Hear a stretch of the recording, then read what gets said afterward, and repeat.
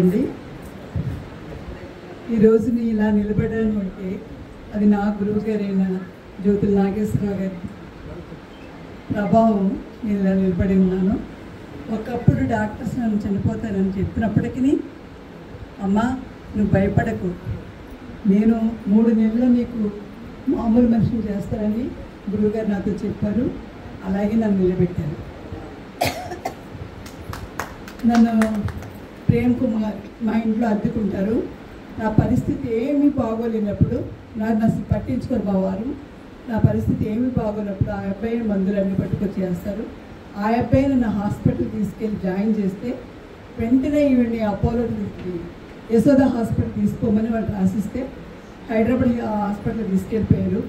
తీసుకెళ్తే వాళ్ళు 2 నెలల కంటే ఎక్కువ బ్రతుకు తీసుకెళ్ళిపోయినా పంపించేస్తారు. అలాగే అంటారుగా డాక్టర్స్ అని ఇక్కడ తీసుకొచ్చారు. ఈ కాకినాడలో 3 డాక్టర్స్ కూడా చనిపోతామని చెప్పారు. అందుకని నేను కూడా డిసైడ్ అయిపోయి నేనేమేం చేయాలనుకున్నానో ఎవరికి ఏమి ఇవ్వాలనుకున్నానో అవన్నీ ఇచ్చేసాను. ఆఖరికి కట్టుకున్న బట్టలు కూడా అందరికీ పనిచేస్తాను చర్చిలో వాళ్ళందరికీ. నేను ఇంకా చచ్చిపోయి స్టేజ్కి వచ్చేసానని ఇంకేంటి నా పరిస్థితి. అయినా నేను చనిపోయినా బాధపడేవాడు ఎవరు లేరు, నాకంటే ఎవరు లేరు, పిల్లలు లేరు. అలాగే నా తల్లికి పుట్టిన వాళ్ళు లేరు, తల్లిదండ్రులు లేరు. ఇంకా అది సర్లే అని డిసైడ్ అయిపోయింది. అటువంటి పరిస్థితుల్లో ప్రేమ్ బాబు నన్ను చూసి, అమ్మ నువ్వు జాయిన్ అమ్మంటే, నాకు ఈ వయసులో జాగ్ అయ్యింది ఆయన, ఈ అటు చేతులు తిప్పుడు ఇటు చేతులు తిప్పుడు నేను చేయలేను, వద్దు నాయన అంటే, నా మాటినమ్మ, ఇన్ని మాటలు నా మాట విన్నావు కదా, ఇది ఒక్కటి నా మాట వినన్నా. సర్లేనైనా అని జాయిన్ చేసిన తర్వాత జాయిన్ చేయటమే కాదు, క్లాస్లో కూర్చోబెట్టాడు. గురుగారు అన్నారు, ముందు చిన్మయ ముద్ర, ఎందుకంటే నా పరిస్థితి ఆక్సిజన్ మీద ఉన్నాను కాబట్టి నేను లేచి సూర్య నమస్కారాలు చేయలేను, ఆసనాలు వేయలేను. కనుక నువ్వు చిన్ని ముద్ర, చిన్మయ ముద్ర, ఆది ముద్ర పెట్టుకుని ఇలా చేయమని చెప్పాను. అలాగే ఒక వారం రోజులు చేసినట్టుకి ఊపిరి నేను చక్కగా తీసుకున్నాను. ఆక్సిజన్ లేకపోయినా అంటే అంతవరకు కూడా బాత్రూంలో కూడా వెళ్ళక అక్కడికి యూరిన్కి సైన్ చేశానన్నమాట.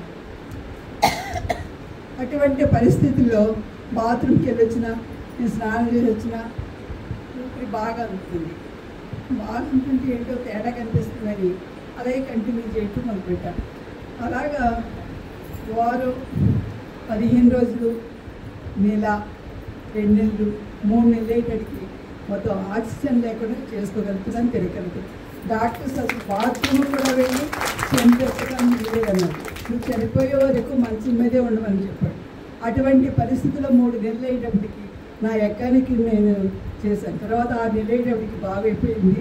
నాకు నేను తిరుగుతున్నాను, వంటకి మనిషి అనిపించేశారు, పనులన్నీ చేయడానికి మనుషులు అనిపించేశారు, నా పనులు నేనే చేసుకుంటున్నాను. ఆఖరికి బాగుపడిపోయాయి కదా అని యోగా కూడా మానేమన్నారు, చేయొద్దన్నారు. గురుదక్షిణ ఇచ్చుకోవడానికి ఇష్టం లేక అటువంటి పరిస్థితుల్లో గురుదక్షిణ ఇవ్వద్దు, ఏమవుతుందో నువ్వు చాలా కంటిన్యూ అవ్వమని చెప్పారు గురువుగారికి. మన వాళ్ళందరూ కూడా జాయిన్ అవ్వమన్నారు, అలాగే జాయిన్ అవ్వమన్నారు. నేను అలాగే ఉన్నాను. ఈ రోజుని ఆక్సిజన్ లేకుండా ఎంతసేపు ఉంటామంటే అసలు నాకు సాధ్యం కాదు. అటువంటి పరిస్థితుల్లో ఈ రోజుని నేను ఇలా నిలబడి మాట్లాడుతున్నానంటే, ఇప్పుడు కూడా నేను వస్తుంటే అంత అవసరమా, చర్చి మానేసి వెళ్ళాలా అని మా వారు అన్నారు.